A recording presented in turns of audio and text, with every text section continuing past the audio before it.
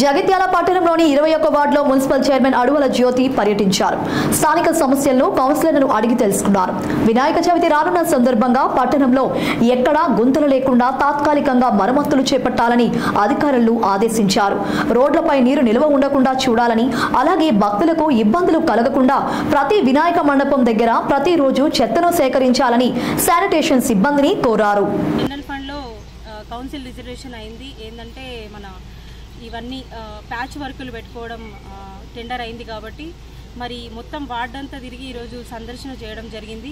మరి ఎక్కడెక్కడ patch works వేస్తే బాగుంటుంది అని చెప్పేసి ఈరోజు చూడడం కూడా జరిగింది.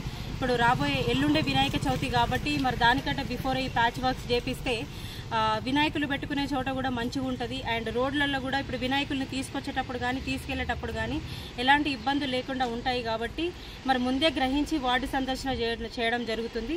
మరి అదే సందర్శనలో భాగంగా ప్యాచ్ లేపించాలి ఖచ్చితంగా ఇక్కడ వార్డ్ ఆఫీసర్ గారికి కానీ ఏఈ గారికి కానీ ఆదేశించడం జరిగింది. ఖచ్చితంగా తొందరలో ఈ ప్యాచ్ వర్క్ వేయించాలని చెప్పేసి వాళ్ళకి చెప్పడం కూడా జరిగింది. ఈరోజు ఇప్పుడే కౌన్సిలర్ గారు కూడా చూపించడం కూడా జరిగింది. కాబట్టి ఇక్కడ వినాయకుల దగ్గర కానీ రోడ్లలో ప్యాచ్ వర్క్స్ అతి తొందరలో ఈ